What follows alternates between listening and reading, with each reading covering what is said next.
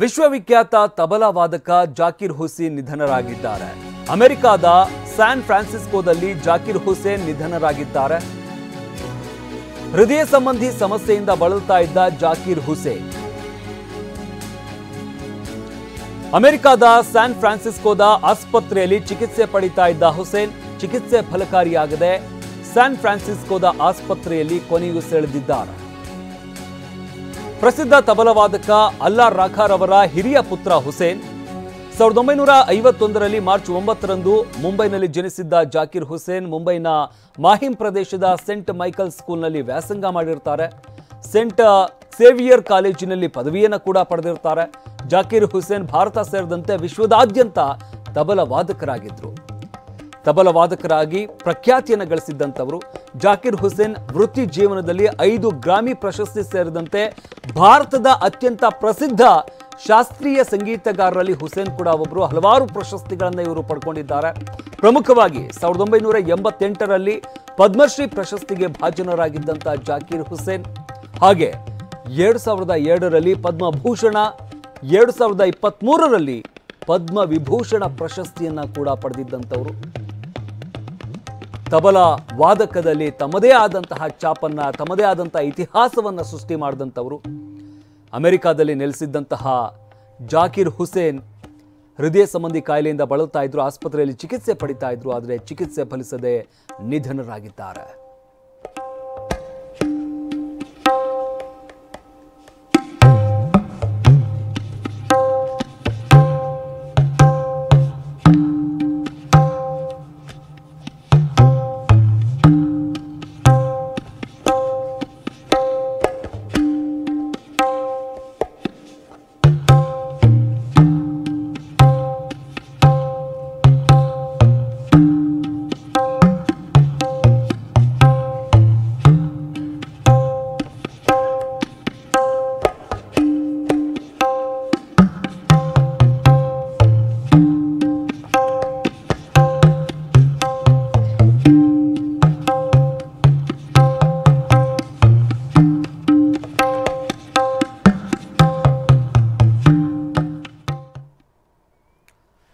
ಈ ಬಗ್ಗೆ ಮತ್ತಷ್ಟು ಮಾಹಿತಿ ನೀಡ್ತಾರೆ ನಮ್ಮ ಪ್ರತಿನಿಧಿ ಹರೀಶ್. ತಬಲಾ ಅಂದಾಕ್ಷಣ ಮೊದಲಿಗೆ ಬರುವಂತ ಹೆಸರು ಅಂತಂದ್ರೆ ಜಾಕಿರ್ ಹುಸೇನ್, ವಿಶ್ವವಿಖ್ಯಾತ ತಬಲಾ ವಾದಕರು ನಿಧನರಾಗಿದ್ದಾರೆ ಅಂತ ಹೇಳಲಾಗ್ತಾ ಇರುವಂಥದ್ದು. ಏನು ಆರೋಗ್ಯ ಸಮಸ್ಯೆ ಇತ್ತು? ಯಾವಾಗಿಂದ ಚಿಕಿತ್ಸೆ ಪಡಿತಾ ಇದ್ರು? ಏನಾಗಿತ್ತು? ಹೌದು ಶಮಂತ್, ವಿಶ್ವವಿಖ್ಯಾತ ತಬಲಾ ವಾದಕ, ಶ್ರೇಷ್ಠ ತಬಲಾ ವಾದಕ, ಭಾರತ ಮಾತ್ರ ಅಲ್ಲ ಇಡೀ ವಿಶ್ವದಲ್ಲಿ ಹೆಸರು ಮಾಡಿದಂತಹ ತಬಲಾ ವಾದಕ ಜಾಕಿರ್ ಹುಸೇನ್ ಅವರು ಇನ್ನಿಲ್ಲ ಅನ್ನುವಂತಹದ್ದು ಈಗ ಇಡೀ ಜಗತ್ತಿಗೆ ಬಂದು ಅಪ್ಪಳಿಸಿರುವಂತಹ ಸುದ್ದಿ. ಇಡೀ ಜಗತ್ತೇ ಈಗ ಸಂತಾಪವನ್ನು ಕೋರ್ತಾ ಇರುವಂತಹದ್ದು. ಮುಖ್ಯವಾಗಿ ಸ್ಯಾನ್ ಫ್ರಾನ್ಸಿಸ್ಕೋದ ಆಸ್ಪತ್ರೆಯಲ್ಲಿ ದಾಖಲಾಗಿರ್ತಾರೆ. ಹೃದಯ ಸಂಬಂಧಿ ಕಾಯಿಲೆಯಿಂದ ಬಳಲ್ತಿರ್ತಾರೆ. ಮತ್ತೆ BP ಕೂಡ ಇರುತ್ತೆ. ಅವರನ್ನ ಆಸ್ಪತ್ರೆಯಲ್ಲಿ ದಾಖಲಿಸಿ ಚಿಕಿತ್ಸೆಯನ್ನ ಕೊಡಲಾಗ್ತಿರುತ್ತೆ.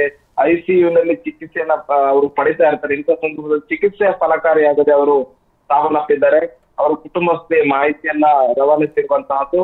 ಮುಖ್ಯವಾಗಿ ಅವರ ಸಂತಾಪಕ್ಕೆ, ಅವರ ಸಾವಿಗೆ ಇಡೀ ಜಗತ್ತಿಗ ಸಂತಾಪವನ್ನ ಕೊಡ್ತಾ ಇರುವಂತಹದ್ದು. ಮುಖ್ಯವಾಗಿ ಜಾಕಿರ್ ಹುಸೇನ್ ಅಂತಂದ್ರೆ ಭಾರತದ ತಬಲಾ ಮಾಂತ್ರಿಕ ಅಂತಾನೆ ಅವ್ರನ್ನ ಕರೀತಾ ಇದ್ರು. ಇಡೀ ವಿಶ್ವದ ತಬಲಾ ಮಾಂತ್ರಿಕ ಅಂತಾನೆ ಅವ್ರನ್ನ ಕರೀತಾ ಇದ್ರು. ಮುಖ್ಯವಾಗಿ ಅವರು ಗ್ರಾಮೀಣ 5 ಪ್ರಶಸ್ತಿಗಳನ್ನ ಅವರು ಪಡೆದುಕೊಂಡಿರುವಂತಹದ್ದು. ಮುಖ್ಯವಾಗಿ ಪದ್ಮಶ್ರೀ, ಪದ್ಮ ವಿಭೂಷಣ, ಪದ್ಮಭೂಷಣ 3 ಪದ್ಮ ಪ್ರಶಸ್ತಿಗಳನ್ನ ಅವರು ಪಡೆದುಕೊಂಡಿರುವಂತಹ ಒಬ್ಬ ಶ್ರೇಷ್ಠ ಕಲಾವಿದ. ಮುಖ್ಯವಾಗಿ ಗ್ರಾಮಿ ಪ್ರಶಸ್ತಿಯ ಜೊತೆಗೆ ಇಡೀ ವಿಶ್ವದ ಅನೇಕ ಪ್ರಶಸ್ತಿಗಳನ್ನು ಕೂಡ ಅವರು ಪಡೆದಿರುವಂತಹದ್ದು.